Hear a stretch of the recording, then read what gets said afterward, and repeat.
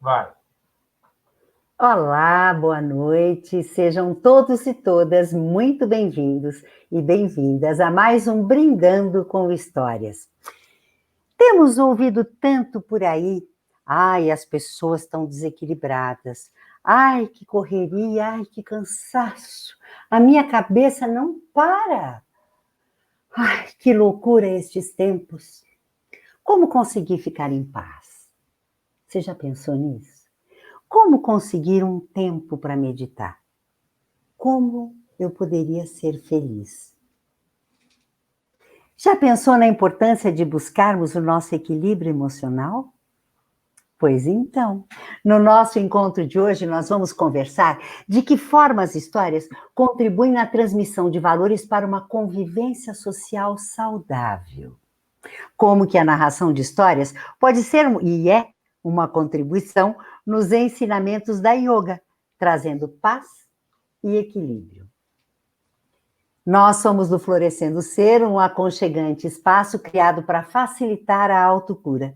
Este é um dos nossos projetos, o Brindando com Histórias, quando nós trazemos um convidado, uma convidada, para conversar sobre a contribuição das histórias para uma vida melhor para todos nós. E hoje, nossa convidada já chegou, vamos lá. Não, ainda não chegou. Ainda não chegou a nossa convidada. A nossa convidada de hoje é uma professora de yoga. É, o nome dela, vamos já falar para vocês. Vamos lá. Cadê a foto dela? Olha só. Estamos aqui com ela já na tela, não ela, mas a foto. Muito bem. A professora. Meninos, deixa eu perguntar para vocês, perguntar então para o Toniel e para o Dan, do Florescendo Ser. Vocês Boa também. noite. Boa Boa noite. noite.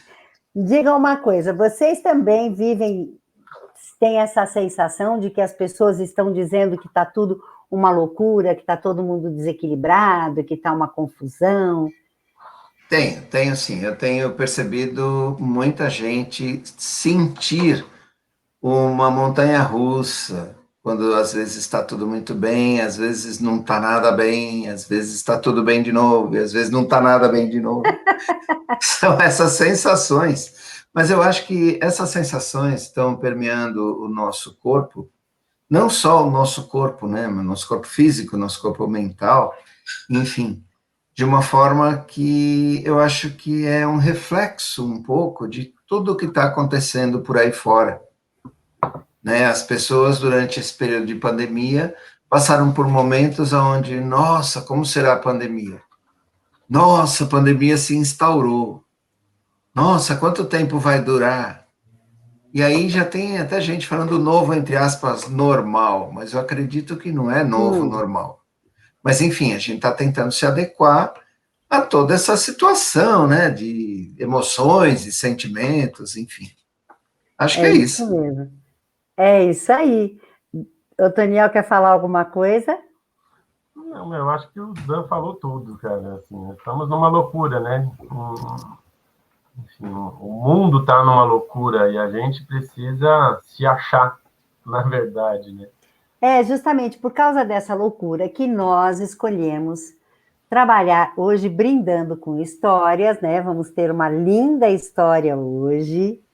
No nosso Brindando com Histórias, nós decidimos trazer alguém que trabalha, assim como o Dan Santos, que trabalha com a yoga.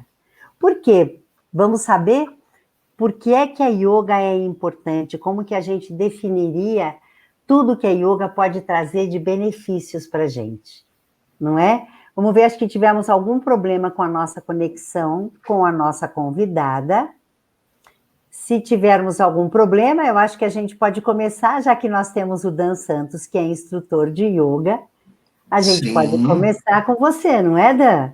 claro, com certeza. Então, a primeira coisa, Dan, que a gente tinha pensado, nós pensamos em conversar, é sobre como é que você definiria a yoga para o nosso público, para as pessoas que estão nos assistindo. O que seria a Legal. yoga? Sim, vamos lá então. Yoga, para mim, é união. União, como assim? União do meu corpo físico com a minha essência. Aonde, se eu estou vivendo de acordo com a minha essência, tudo fica mais leve. No sentido do karma, onde você cria situações e onde a gente tem alguns desafios, mas esses desafios podem vir de uma forma leve. É onde você vive de acordo com o seu Dharma, com DH, Dharma. De acordo com o seu Dharma, você vive de acordo com o seu propósito de vida. Por exemplo, eu vivia sempre me perguntando, puxa vida, qual é o meu propósito de vida? Até que eu encontrei o meu propósito de vida. Meu propósito de vida realmente é elevar a frequência das pessoas, no sentido de que, eu não estou muito bem, eu não estou conseguindo ficar em paz. Vem comigo, faz uma respiração. Pode ser uma respiração simples, como a baseada em mindfulness, que a Daniela Degani passou para a gente. Inspira, solta. Inspira, solta. Inspira, solta. A partir do momento que você tira o foco da sua mente e você coloca o foco em alguma ação, seja ela física, ou seja ela sensorial, como a respiração, ou seja ela através de uma postura, de um asana. Asana são as posturas de yoga. Quando você sugere uma postura de yoga, você se concentra e tira o foco da sua mente, aquela mente que fica querendo correr para todo lado, ai, que não tá legal, essa pandemia, papapá. Sai fora desse cenário e você vai para um outro cenário, onde você foca na sua respiração, nas batidas do seu coração. E aí você consegue trazer, eu sempre falo, né, a yoga é da pele para dentro. Você consegue trazer a sua vivência naquele momento, digamos assim, o seu foco mesmo, exatamente no ponto aonde você consegue escapar, digamos assim, da trajetória da sua mente. É Que isso. legal. Eu acho que então tem tudo a ver com histórias, né? Eu acho que já estou achando muita coisa similar, porque as histórias também te levam para um outro lugar. As Com histórias também certeza. te permitem um relaxamento, onde você vai poder entrar em contato com o lúdico de outra forma, É né? isso aí. E por falar em histórias, eu acho que, assim, enquanto o nosso convidado não veio, a gente pode ir para a história. A gente, Nivanda, tem uma Vamos história ouvir a história, muito super bacana bacana. hoje. Vamos Uhum. para a história, Nivanda. Pode ser? O que você Pode. acha? Hoje a história que nós vamos contar é A Deusa Viva Kuan com Nivanda Maria. Era uma vez na China, há muito, muito tempo, um rapaz chamado Qin Pouan. Em chinês, esse nome quer dizer Qin, quer dizer ouro, e Pouan, milhão. Pois este nome combinava muito bem com o rapaz, pois ele possuía muitas e muitas moedas de ouro. Por causa do seu nome e da fortuna da sua família, o Qin Pouan achava que nunca ficaria sem dinheiro. E por isso ele adorava gastar dinheiro. Mas sabem de uma coisa? Ele não gastava dinheiro com ele. Não, ele adorava ser uma contribuição. Ele adorava emprestar, dar dinheiro para outras pessoas que estivessem necessitadas. Se você estivesse numa situação difícil, logo o Timpoan estava lá para te ajudar. E assim o tempo foi passando, o Timpoan ajudou aqui, ajudou ali, e então acabou sem dinheiro no bolso. Foi então que ele pensou: e agora? Como é que eu vou viver? Eu tenho que conseguir dinheiro novamente. E um dia teve uma ideia. Já sei, vou procurar a deusa Kuan, a deusa da bondade e da misericórdia. Todos que precisam de ajuda vão procurá-la. Com certeza ela terá uma resposta para as nossas perguntas. E ela sempre pode ajudar. E assim, Timpoan partiu para os mares do sul, onde encontraria a grande deusa Kuan Yin. Passou por muitas terras estranhas, andou, andou, andou, e de repente ele foi parar em frente a um rio. Ah, e agora? Puxa, ele não tinha nenhuma embarcação, como é que ele poderia continuar a viagem?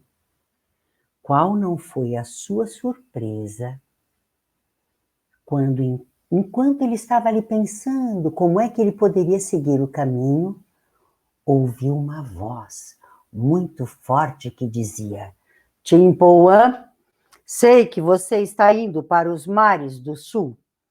Poderia fazer uma pergunta à deusa Kuan Yin? O Timpoan disse: claro, claro que eu posso fazer uma pergunta, porque quando nós vamos até a deusa Kuan Yin, nós podemos fazer a ela 3 perguntas. Eu tenho somente uma. Eu poderei fazer uma pergunta para você, mas quem é você? Ai, gente, quando ele olhou para trás, ele se deparou com uma enorme serpente. Ai, ele olhou e falou: kkkk, claro que eu faço a sua pergunta. Pode me dizer o que você quer que eu pergunte?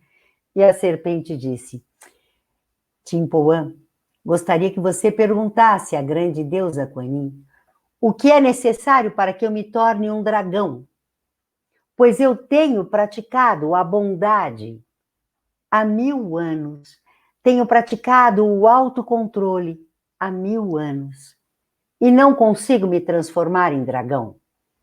O Timpoan disse: claro, claro, eu vou perguntar, pode deixar, mas eu tenho um outro problema. Eu não consigo chegar até a deusa Kuan Yin porque eu não tenho como atravessar o rio.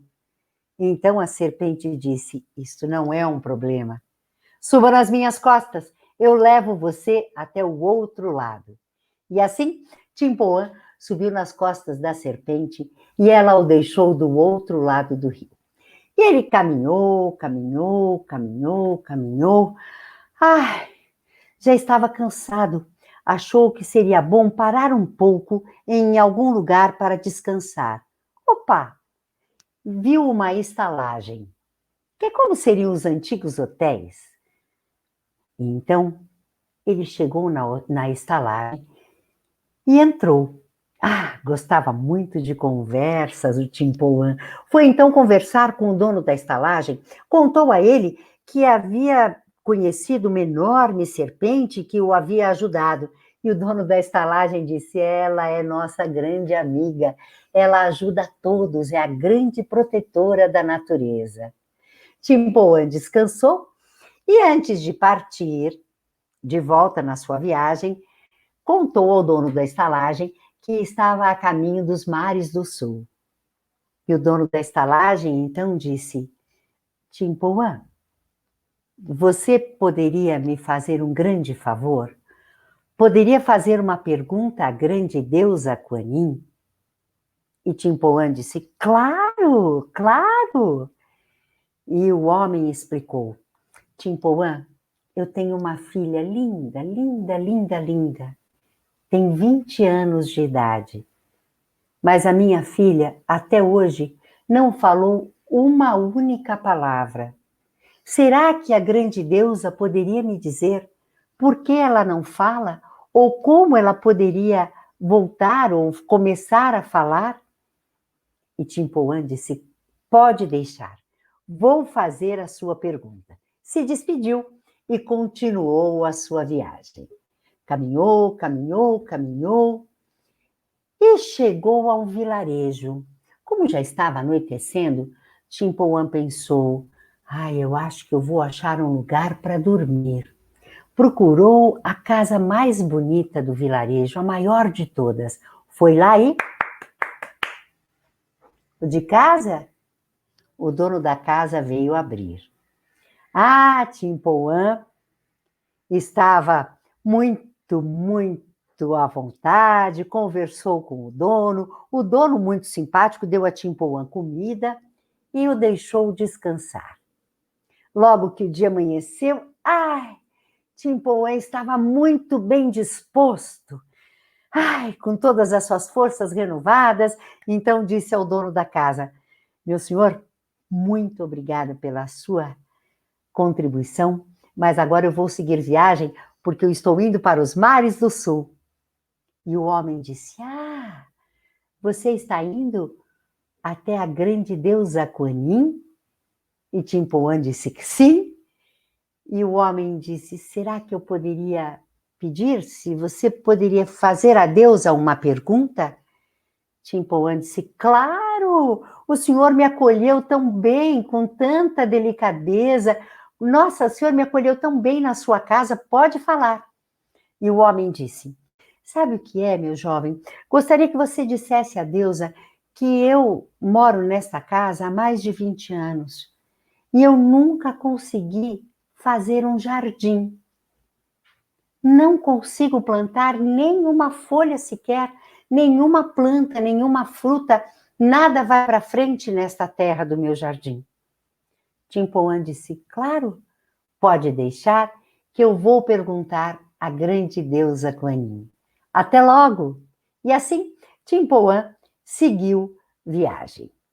Ai, Timpoan estava caminhando feliz, pensando: ai, que bom ser uma contribuição, não é? E eu já tenho 3 perguntas para a deusa Kuan Yin. Eu tenho a pergunta da serpente, que quer se transformar em dragão. Tenho a pergunta do dono da estalagem, do porquê sua filha não fala. Tenho a pergunta do homem do vilarejo, que quer fazer um jardim na sua casa. E tenho a minha pergunta. Ah, eu tenho 4 perguntas. E a deusa responde apenas a 3 perguntas. E agora? E agora? Enquanto ele caminhava, as perguntas ficavam girando, girando, girando na sua cabeça. Como é que ele poderia resolver isso? Até que ele entendeu. Só há um jeito. Eu prometi para os 3 e eu tenho que cumprir a minha promessa. Mesmo que eu não faça a minha pergunta, a minha viagem não terá sido em vão, porque eu serei uma contribuição para a serpente, para a jovem filha do dono da estalagem e para o homem que me acolheu. Está tudo certo. Quando o nosso amigo Timpoan chegou à presença da deusa Kuan Yin, uau!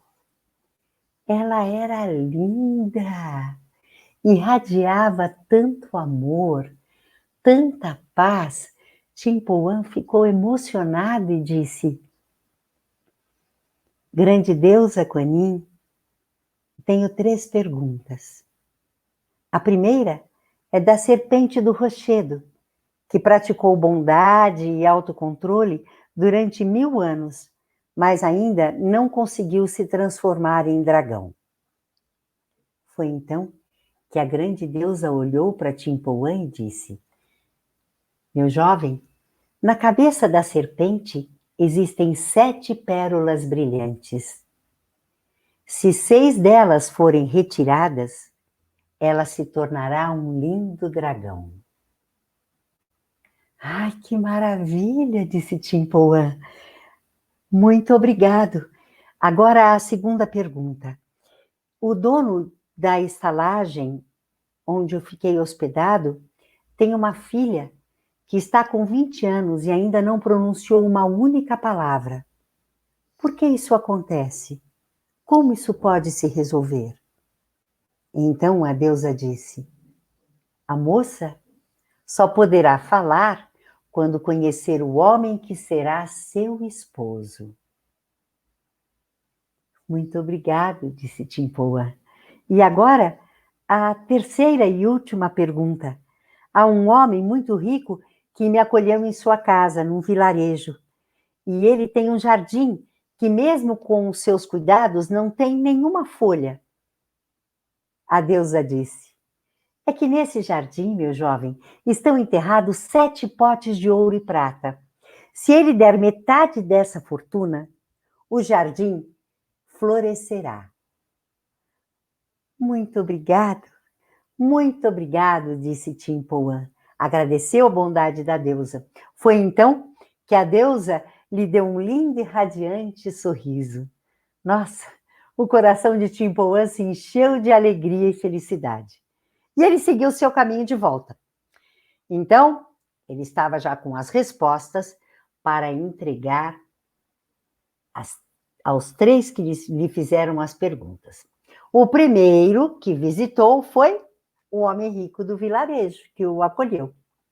Quando ele chegou, o homem rico queria saber a resposta e Timpoan contou que haviam os potes de ouro e prata no seu jardim. Mais do que depressa, o homem ficou tão feliz, foi lá, pegou uma pá, cavou, tirou os potes de ouro e prata, deu metade da sua fortuna para Timpoan.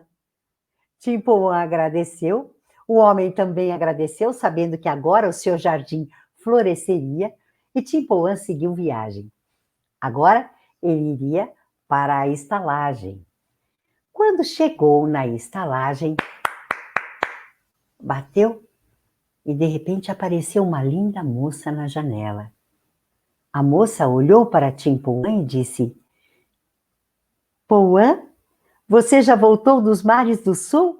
Qual é a resposta da deusa Kuan-Yin? Adivinhem quem era esta linda moça? Era a filha do dono da estalagem, aquela que não falava.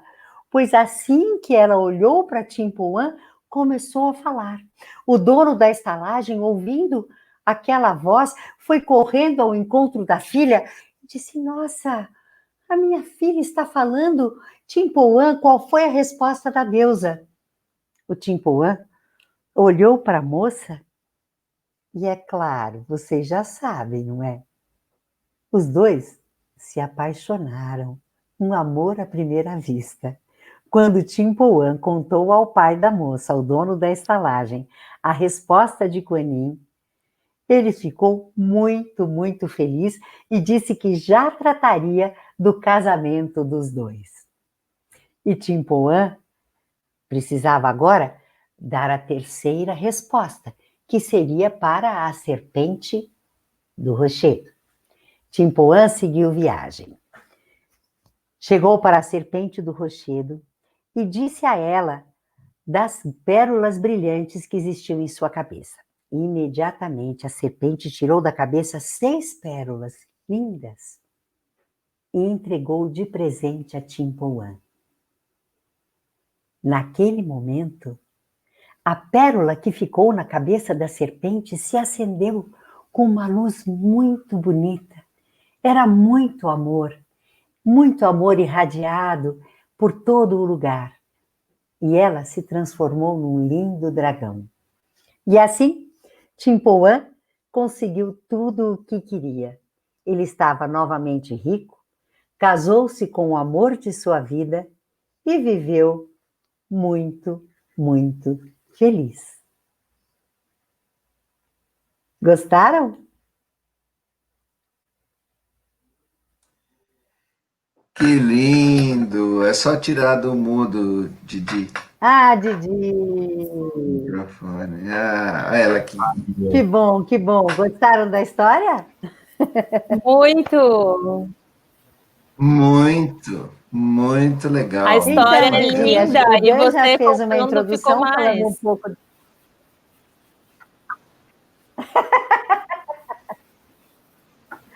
Que delícia! Então, Didi, o Dan já deu uma introdução para a gente, só definindo a yoga, né? O que seria a yoga, e agora acho que a gente pode prosseguir. Acho que o Toniel que tem uma pergunta, é isso? Deixa que eu faço, pode ser? Isso mesmo, já emenda já. Então vamos lá, deixa eu comentar. Didi, diz uma coisa para gente. Quais os conceitos básicos que regem os ensinamentos da yoga? E aproveitando, na sua opinião, como essa história do Timpoan e da deusa Kuan-Yin propõe reflexões sobre esses conceitos? Uma vida de yoga, ela é embasada na verdade. E essa verdade, ela aponta para o Dharma, né? Para aquilo que sustenta essa ordem cósmica, né? Que é isso que a gente vive, esse coletivo, essa comunidade. Então, eu acho que essa história, a gente estava até falando, né? Você falou assim, vai servir de cola, mas é muito isso. Essa história, ela aponta para o Dharma, né? Que quando você faz alguma coisa, né? Que é uma vida de yoga, quando você faz alguma coisa, você tem até a intenção de fazer o bem e tal, mas você não tem um norte, você não tem uma direção, você não tem clareza mental, né? Você não tem viveka, não tem discernimento, você fica ali patinando. O teu bem, ele não alcança o tanto que ele poderia alcançar, né? E aí, conforme ele vai conhecendo essas pessoas, e aí ele vai se centrando, né? Se focando nas questões, se focando no caminho, até encontrar a pessoa que é o que a gente fala de guru, né? Aquele que é aquela chaminha da vela, porque você já é luz, né? Mas às vezes precisa de um plim, né? E aí, quando você encontra aquilo, você entende o seu lugar no teu Dharma, né? Você entende o teu lugar ali na situação. E aí, essa história conta muito isso, né? De você fazer o bem para o outro, entendendo que a felicidade do outro é o que você vai receber. Né, essa interligação, essa unicidade. Enquanto tiver um infeliz, a gente vai estar infeliz. Não vai ter jeito. Você pode até ter ali uma felicidade momentânea, que é gostosa também, mas é o coletivo que conta. Que legal isso, né? Que legal. E mesmo essa coisa, por exemplo, eu acho que existe uma questão importante na hora da decisão dele, né, do Timpo Wan. A hora do Timpo Wan escolher deixar a pergunta dele. Quer dizer, isso é o que mais surpreende a gente, né? E prosseguir a viagem e deixar a pergunta dele acreditando que tudo estava certo. Isso se reflete numa vida de yoga, entendendo que existe uma ordem para as coisas, né?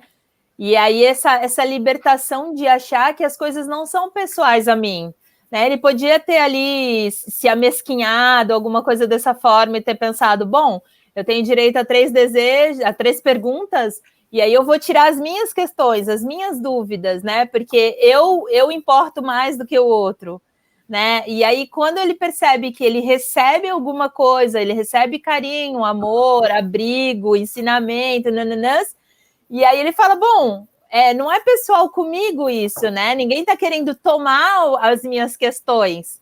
Na verdade, eu, com prazer, eu posso atender o que o outro está dizendo e está tudo certo, né? Porque o outro não está querendo aquilo que é meu de direito, né? E que quando o outro recebe, eu recebo também.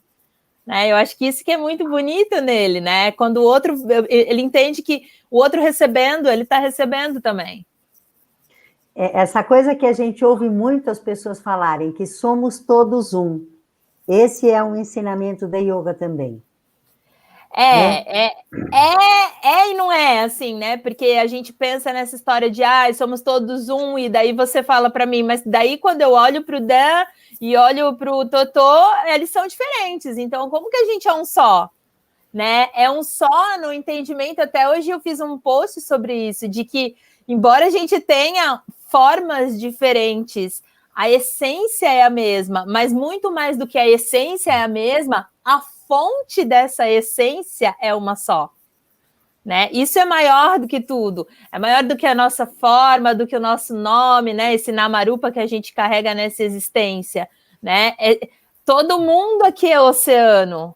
Não importa se é uma onda grande, pequena, se tem tubo, se tem espuma, se está no Havaí, se está em São Sebastião, se está aqui no sul. Não importa onde essa onda está formada, o oceano que faz essa onda é um só. Né? Então, é essa unicidade nesse sentido. Né? E daí eu entendo que está tudo bem eu gostar mais de uma onda, gostar menos de outra, ter mais identidade com uma onda e ter menos identidade com outra. Isso está tudo ok. Porque não vou conseguir gostar de todo mundo, mesmo sabendo que aquela pessoa veio da mesma fonte que eu. Mas eu consigo acomodá-la dentro de mim, porque ela é o que eu sou. Né? Então, essa explicação, eu acho que dá um respiro para a gente, né? Aponta para um lugar que está tudo bem o que você sente, está tudo bem você entender essas diferenças que esses nomes e formas representam os papéis, mas que de alguma forma você tem a capacidade de acomodar essas diferenças dentro de você, porque essas diferenças são só aparentes, elas são só mitiar, é só aparente, não é a essência. Que interessante. Ô, Didi, você sabe que eu tenho um curso chamado O Poder das Histórias, né? Onde as pessoas aprendem como contar história, como engajar seu público e, principalmente, como que a narração de história pode ser uma contribuição para a sua prática profissional. E eu tenho uma pesquisa sobre a importância da palavra, porque a minha mãe sempre dizia, é uma coisa que fica muito forte para mim, ela dizia, uma palavra pode levantar a vida de alguém. E, segundo ela, apenas meia palavra pode derrotar alguém, né? E eu conheço várias histórias da sabedoria hindu, por exemplo, e sei que na yoga vocês também se utilizam de contos tradicionais. Na sua opinião, como é que a narração de histórias pode contribuir na prática de um instrutor de yoga, por exemplo? Eu acho que ter essa habilidade desenvolvida, né, que nem você fez lindamente contando a história, porque uma coisa sou eu, que não tenho essa habilidade de contar uma história, vai ali ter um envolvimento, né, porque a história é boa, né, se a gente está falando de histórias, de contos hindus. E outra coisa é ter essa habilidade que você tem, a gente aprender a desenvolver essa potência, né, de contar uma história. E aí eu acho assim, que uma vida de yoga, ela é uma contação de história. Eu acho que a vida que a gente vive aqui é uma contação de história, né? Desde que a gente saiu dali da barriga que gerou a gente, até o último suspiro, é uma contação de história. Então eu acho que, assim, isso que você faz é tão bonito de auxiliar as pessoas, né, a contar histórias. E muitas vezes, quando a gente está contando outras histórias, a gente está contando a própria história. Né? E contar a própria história é preciosíssimo, né? E aí dentro de um mundo de yoga isso é muito rico, porque o yoga ele é baseado em contos, né? A gente tem lá as escrituras antigas e tal, mas para que haja essa assimilação e vindo de um tempo onde a gente não tinha esse tanto de papel, esse tanto de impressão. A literatura, né, organizada. Como que se fazia para se lembrar das coisas, né? Através de histórias. Que maneira melhor eu posso lembrar de um ensinamento, se não através de uma contação de história? Como que a gente ensina as nossas crianças, né? Ou pelo menos deveria ensinar as nossas... O que fica para ela, né? Como você falou, minha mãe contava...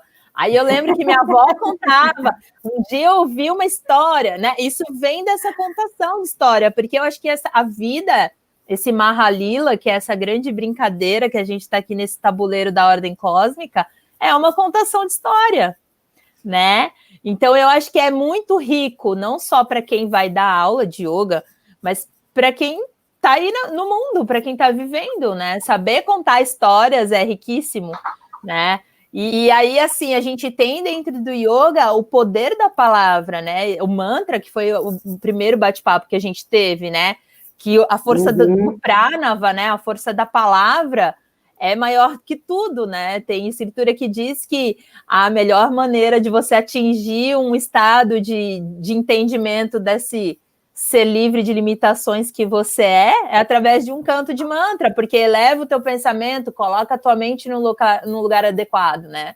Então, quando você se permite contar uma história, né, assim como você faz, que tem todo um fundamento e tem todo um apontamento, você está colocando a tua mente num lugar melhor, né? Está alavancando a tua mente para um propósito.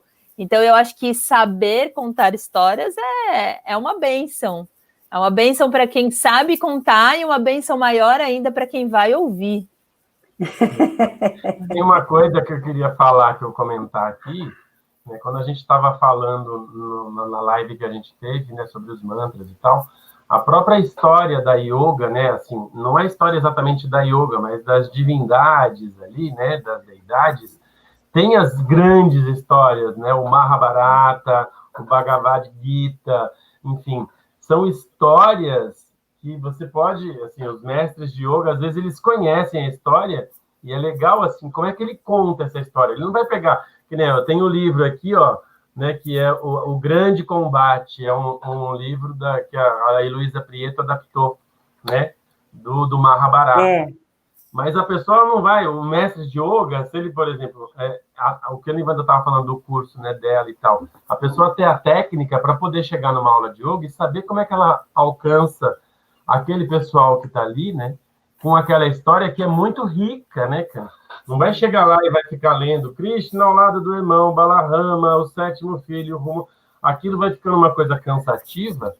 Então ele teria que fazer, né? É isso que é o gostoso, né? Isso encaixa muito, né? Porque tem muitas histórias. Se você começa a pesquisar, são muitas histórias, né? O Mahabharata, só o Mahabharata é uma pequena história, né? Vamos dizer. Nossa, é muito grande, né? Quando você pega para ler, é muito grande, assim, conta muita coisa, né? Muito bacana isso. Eu acho que tem uma coisa, assim, que é bem bacana, que me encanta muito, essa coisa da palavra, que é a palavra certa. O que é a palavra certa? É aquela palavra que vai funcionar naquele momento para aquela pessoa que está te ouvindo, né? Existe sim a palavra certa, existe sim. Então, tem uma alusão bem interessante que a Adélia Bezerra de Menezes, que é uma doutora em literatura que eu adoro de paixão, a Adélia escreveu um artigo sobre o poder da palavra, e nele ela cita a história do Ali Babá e os 40 ladrões. É uma metáfora bem, bem simples, é uma metáfora bem interessante. A história do Ali Babá, todo mundo sabe, que ele vê os 40 ladrões entrarem misteriosamente em uma gruta, né? E aí ele ouve que é abre-te sésamo a palavra.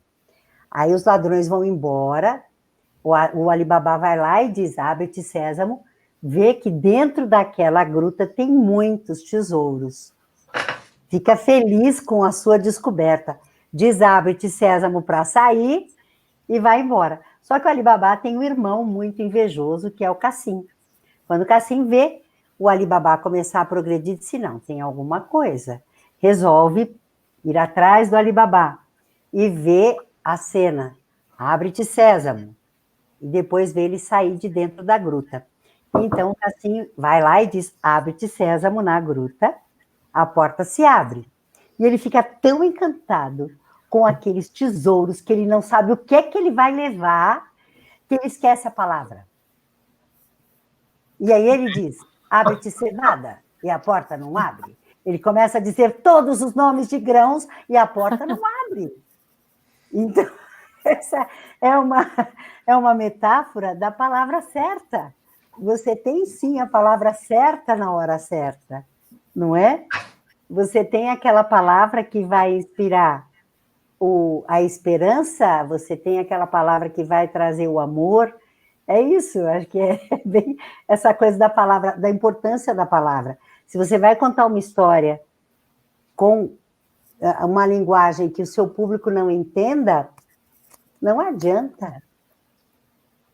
Né? O mantra, por exemplo, é diferente, porque é o cantar, é o som.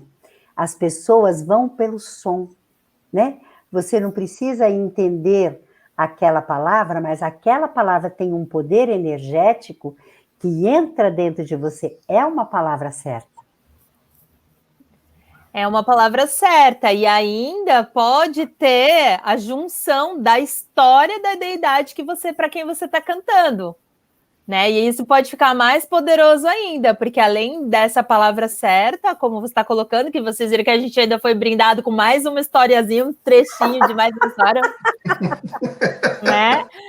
E daí, então, além da força dessa palavra certa para aquele momento, se a pessoa que vai puxar o mantra, que vai convidar as pessoas para essa chamada e resposta, ainda pode conhecer a história desse mantra e contar. Né? Se é um bhajan para Ganesha, como tu estava dizendo, para Hanuman, para alguém, ainda tem a força da história de onde isso vem. Exatamente. A Nivanda fez um vídeo um tempo atrás falando, né, tinha uns jovens que estavam querendo vender algumas coisas e eles colocaram no site e aí conseguiu vender um negocinho, outro negocinho e nada. Aí um dia eles sentaram, era um grupo de jovens, eles resolveram contar a história de cada objeto. Então, tinha lá uma caneca, uma caneta, uma presilha, enfim. E aquilo fez com que a venda explodisse, porque aí cada objeto tinha o seu valor, porque ele tinha uma história sobre... Não era simplesmente uma caneca, foi uma caneca que eu ganhei da minha mãe, que ela usou no casamento, sabe assim? Então, é isso que você falou, né? O cara, quando eu estava falando da pessoa saber as histórias, né, saber contar as histórias, né, do Mahabharata, do Bhagavad Gita, é o que você disse, ele sabe contar a história do mantra, ele conta aquela história e depois ele canta o mantra ele abre como se fosse uma flor, né, para a pessoa que ela tá cantando e ela sabe o que ela está cantando. É muito legal isso. Eu acho que esse é o mais legal, né? Quando você sabe, se você puder contar para a gente, tem a questão de abrir caminhos, não é isso? De tirar dos obstáculos, não é isso? Cada divindade tem, não é? Mas cada divindade tem uma atribuição, vamos dizer assim, tem um poder, né? Como é que é isso, assim? São, na verdade, arquétipos, né? Como a gente está habituado a ver no Ocidente. Então, Ganesha, ele ganhou muito, assim, o título, né? A associação a remover os obstáculos, né? Ganesha é aquele que tem a cabeça de elefante. Porque conta lá a história dele, que quando Shiva chega, Shiva não sabia que era pai dele, Parvati estava tomando banho e disse, ninguém entra. Então, ele se coloca ali na soleira da porta e fala que ninguém entra. E aí Shiva chega de uma meditação de anos e anos e anos, e Ganesha diz, aqui ninguém entra. Então, na verdade, essa coisa dele ser o removedor dos obstáculos é muito maior. Que, na verdade, está apontando que Ganesha, ele é o próprio obstáculo, né? Que é o que a gente passa na vida, né? Embora a gente possa ali pensar, arrancar o cabelo, nananãs, esse obstáculo, o que eu fiz para merecer isso, não sei o quê. Na verdade, os obstáculos somos nós, né? E Ganesha é essa representação quando ele para ali na porta e fala, aqui ninguém vai entrar, né? E aí, então, mostra que você sendo o próprio obstáculo, você tem todo o potencial para remover esse obstáculo, né? Então, Ganesha tem esse apontamento para a força de lidar com os obstáculos. E aí a gente tem Shiva, que é o pai de Ganesha, que é aquele que transforma, que transmuta, que abre espaço para que o novo venha, né? Porque se a gente tem um armário e daí guarda coisa, chega uma hora que esse armário vai, né, explodir, não tem mais onde guardar coisa. Então, o Shiva é aquele que vem abrindo espaço. Como que a gente abre espaço? Desapegando, libertando, né? E aí, Shiva age nessa transformação. Quando a gente abre espaço, a gente precisa transformar. Alguma coisa é transformada. Ou eu transformo esse espaço que não existia num espaço que agora existe, ou eu transformo o que era meu em algo que agora é do outro, né? Ou eu transformo uma dor que eu estava carregando e que eu entendo que agora não é mais necessária e liberto essa dor para o universo transformar isso, né? Então, Shiva é essa força da transformação.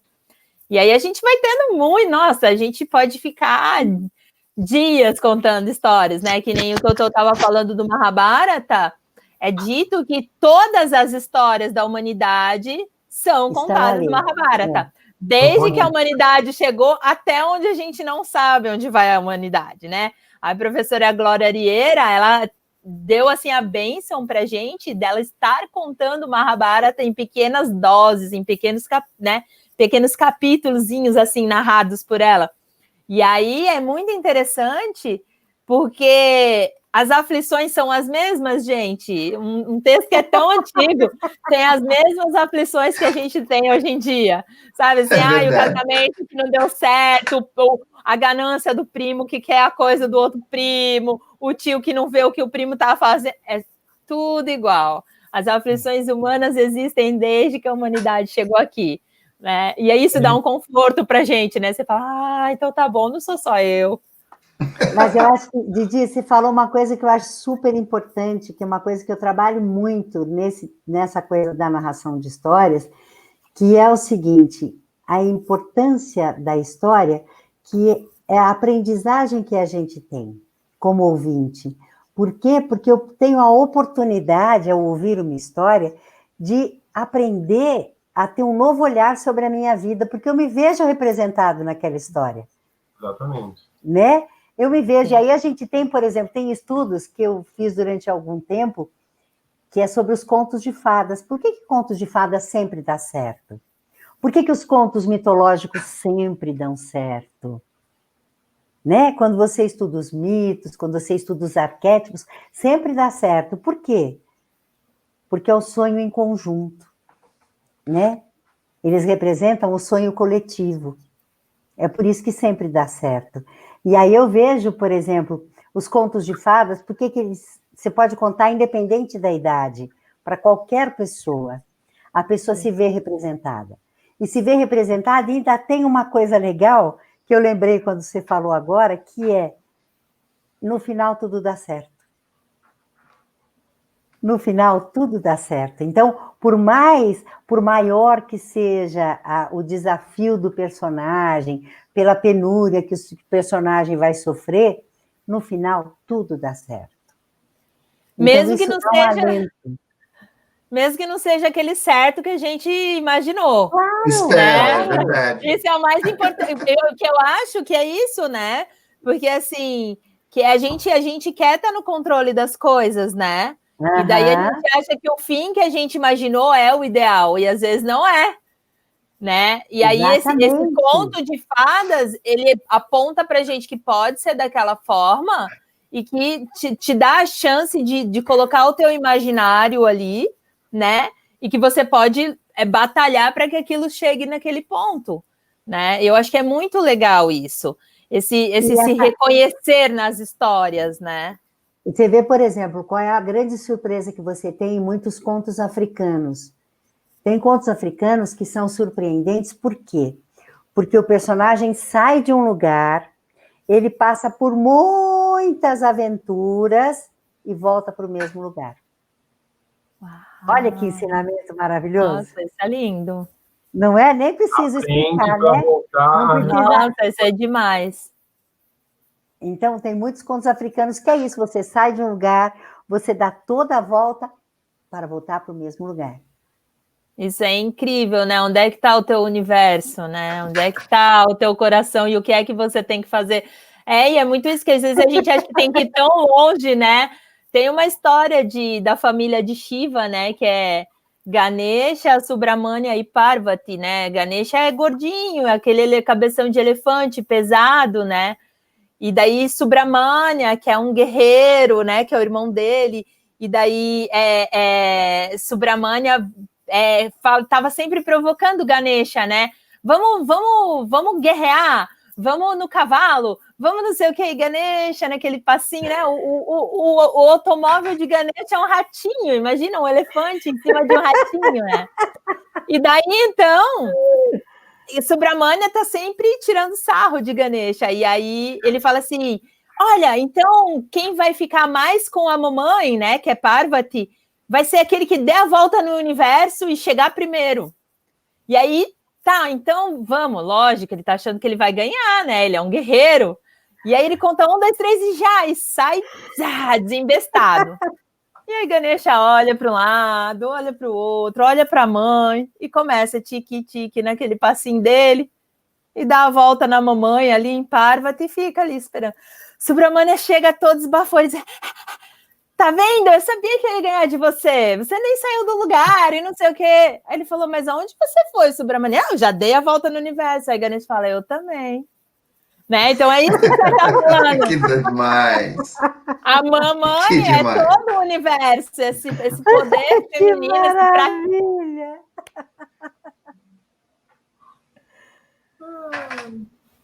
Ela travou o universo ali, ó. Ah, que maravilha. Pois é. Gente do céu. Aqui tem um comentário, as pessoas estão todas gostando muito aqui. Né? Tem a Daniela, que chegou bem cedo aqui, ó, dando boa noite. A Sandra. Né? Sandrinha, saudade da Sandrinha. Vera Lúcia está aqui. Tem um pessoal que entrou, o Neto Tesoto, que eu pus aqui, não sei se a Didi chegou a ver, com tanto conhecimento e a doçura da Didi Ribari, né? A Rosinha falando, o meu ídolo Ganesha da Sandra, a Rosinha comentando aqui, vocês são iluminados, a Daniela, maravilhosa essa história, ah lá, a Didi caiu. Ah, que pena. Que pena, mas já estamos chegando ao final da nossa live. É isso Já aí. estamos chegando ao final. Gente, olha, a gente tem toda quarta-feira um assunto diferente. Hoje a ideia foi essa. Olhem quantos ensinamentos, que maravilha, quanta coisa que a gente viu, né, Dan, né, Totô? Uhum. Quantos ensinamentos que a gente pode usar no nosso dia a dia. Essas coisas, essas palavras vão ficar guardadinhas aqui, né? De alguma forma a gente vai poder revisitar tudo isso em algum momento. E acho que o legal é isso, a proposta é essa, é a gente ser uma contribuição, trazendo sempre um novo assunto. Brindar com histórias é, com leveza, a gente poder ter um novo olhar sobre a nossa vida.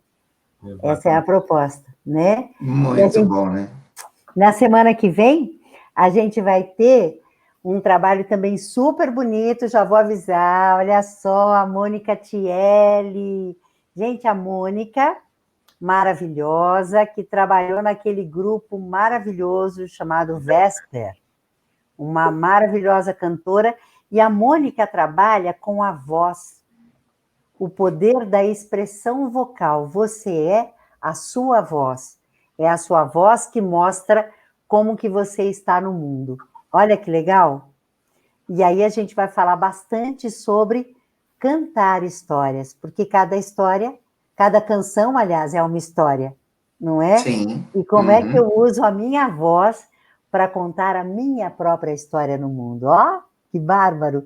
Na outra semana, a gente vai ter uma pessoa que está assistindo a gente, que eu tenho uma grande admiração, que é a Rosa Cleide.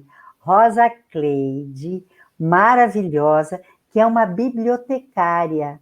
E a ideia da gente é falar o poder das histórias na formação dos leitores, olha. E olha que legal falar de biblioteca hoje em dia, né? Eu adorava biblioteca, não sei você. Adoro biblioteca, eu adoro biblioteca. Não é? E seu microfone está fechado. Ah, sim. Oba! E aí a gente tem a nossa filha mais velha, por exemplo, que estuda lá na USP de Piracicaba, frequentadora assídua da biblioteca. Eu acho bárbaro isso, né? Aí, Didi, a gente estava contando para as pessoas como é que é assim a nossa programação, mas que bom que você voltou. E a Sandra estava comentando a sua história, que o Universo Ser a Mãe foi fantástico. Desculpa, né, gente? Essa coisa foge ao controle da gente, e daí a Ishwara mostrando que é isso daí, que a gente pode ter várias histórias pensadas na nossa cabeça, e ela vai ter o final que a Ordem Cósmica acha que é o melhor, né? Mas essa história de Subramania é uma história tão simples e ao mesmo tempo tão linda, né? Nossa, linda, linda, linda. Né? E tem vários. Ai, coloca, e vai ser lindo você contando, né? Vai ser incrível. Porque a gente pode entender que a gente, tem vários universos, né? O universo é aquele que vai buscar, né? Então é isso.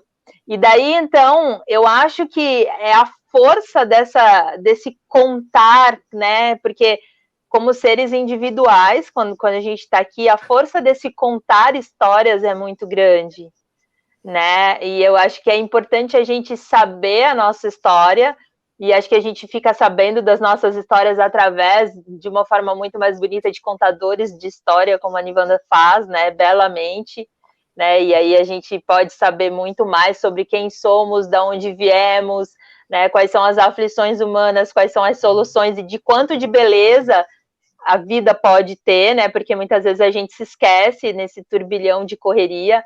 Então, eu acho que ter essa oportunidade de ouvir histórias é enriquecedor e são profundos ensinamentos, eu acho, assim, né? Quando a gente se permite sair de um olhar superficial dessas contações de história e entender o que está nesse entremeio, entender o que é de base, eu acho que é enriquecedor. Eu acho que isso que você faz é um presente para as pessoas.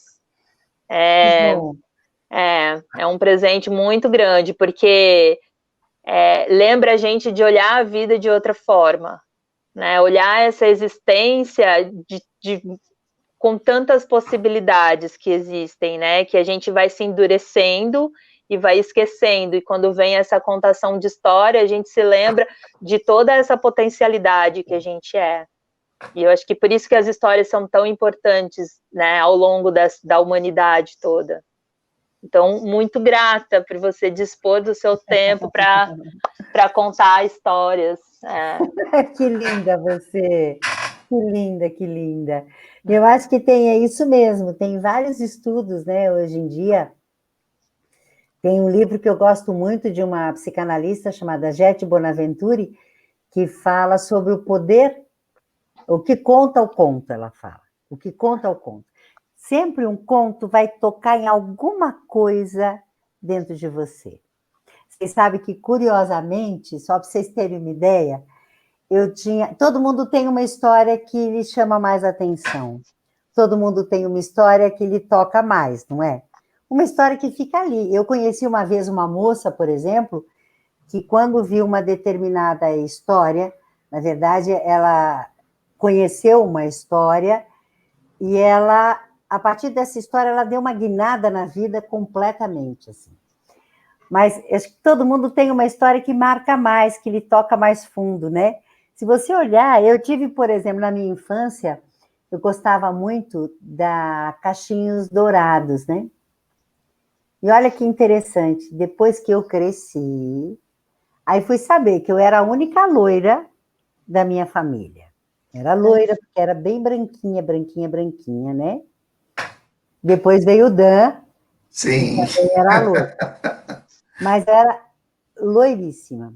E aí, qual que é a história da Cachinhos Dourados? É aquela história que ela vai sozinha para a floresta, e aí ela vai e ela encontra uma cabana, não é? Que tem da família dos ursos, não é isso? Onde tem um prato pequeno de sopa, um médio, um grande e tal. Gente, isso é tão importante, quanta coisa que clareou para mim, quando um dia eu entendi, depois, num dos estudos que eu estava fazendo sobre o poder da história, eu entendi que teve uma fase da minha vida que eu estava naquela fase, sabe aquela fase que você começa a engordar, que você começa a ter o estirão, que chama, né? E a minha irmã mais nova estava numa fase de ciúmes porque o Dan tinha nascido. Ai, sobrou. O Dan tinha nascido e a minha irmã mais nova não queria saber de comer. Então, a minha mãe dizia... Olha, por que essa história era tão importante para mim? A minha mãe dizia, come para a mais nova. E dizia para mim, para de comer. Come para a mais nova. E para de comer, Wanda. E aí, eu adorava ouvir aquela história. Olha que viagem, gente. Isso foi um assunto de terapia maravilhoso para mim. Com certeza. Porque, olha, é verdade. Por que a Caixinhos Dourados era tão importante para mim, né? Porque ela podia comer o que ela quisesse. Né? Ela come os 3 pratos de comida e ninguém fala para ela parar de comer. E, ó, a outra pessoa está aí, ó, falando. Sou eu, ó. A Nori, minha irmã mais nova. Muito bom. Olha só quantas histórias, né, gente? Quantas histórias, tá vendo? Isso foi só uma brincadeira para vocês lembrarem como é que é. E de quantas histórias a gente vai criando ao longo da vida, né? E de como depois a gente pode entender a leveza dessas histórias da vida da gente, né? Que nem você hoje em dia conta isso sorrindo e tal, delícia. De um ensinamento que você teve, né? Então eu acho que essa coisa de entender e ouvir as nossas próprias histórias é muito importante, né? Exatamente. E você sabe, Didi, Queria só completar isso que você está dizendo, tem um grande poder quando a gente vê a importância da história, a contribuição, que é desenvolver na criança o estado narrativo. É a criança aprender a contar a sua própria vida, a sua própria história, né? E é isso que a gente aprende ouvindo histórias. Claro. Ouvindo, quando a gente ouve as histórias que a mãe contava, ouvia as histórias que a avó, que o avô contava, a gente vai entendendo, por isso que é tão importante contar histórias para alguém, né? Porque você está estimulando, principalmente as crianças, a desenvolverem esse estado narrativo, a entenderem o que acontece uma coisa depois da outra, né? Isso é que é bacana. É isso. Ai, que lindo. Isso acho que é... Nossa, obrigada, Didi, obrigada, que delícia de novo. Didi vai voltar com a gente, num Conversando com o Florescendo Ser, essa linda, porque ela vai falar com a gente um pouco mais sobre esse universo da yoga. Vai ser bacana. Eu tô já querendo o meu crachazinho do Florescendo Ser, porque eu tô gostando caneca, muito. Né? Vamos brindar. Yeah! Adorei! Gostei mais do que o crachazinho. Um brinde com Brindando com Histórias aqui, ó. Eu vou com a minha, que ainda não é a de vocês, mas eu vou com a minha aqui. Mas será quando você voltar para São Paulo, você vai receber sua caneca? Com certeza. Amores, para mim foi mais uma vez uma honra estar com vocês. Eu peço desculpa a esses atrasos e as quedas da internet que fogem ao meu controle, mas é sempre, para mim, é um grande ensinamento. Ouvir vocês, estar nessa presença mesmo que online com vocês, é um ensinamento e um presente muito grande. Então, gratidão, muito, muito, muito grata.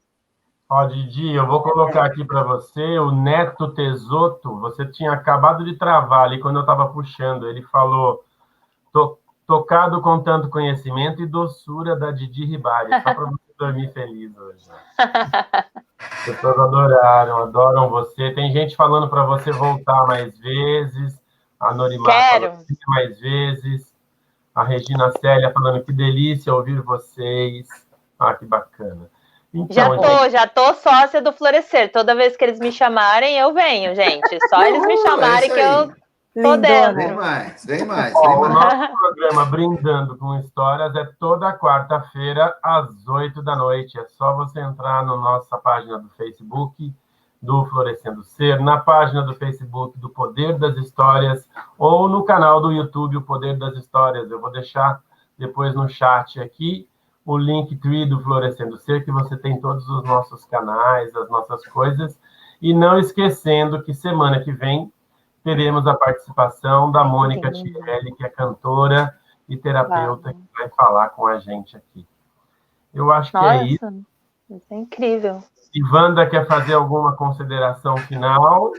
Só para dizer, quem chegou depois, não esquece de ver a live, porque a história de hoje foi bem gostosa, que é a história da grande deusa Kuan-Yin, e a gente fez todo esse trabalho lindo com a Didi. Muito obrigada. Eu acho que existe uma coisa que eu fico super emocionada toda vez de dizer isso. Quando eu falo para as pessoas compartilharem essa live, é porque é para compartilhar conhecimento, né? A gente está vivendo um momento tão delicado agora, e me emociono por isso, porque é um momento bastante delicado da desinformação, que eu acho que é importante compartilhar conhecimento. A gente pode sim fazer a diferença, né? Acho que é por isso que a gente está aqui, por isso que o Florescendo Ser está aqui, para realmente fazer a diferença. Acho que é isso.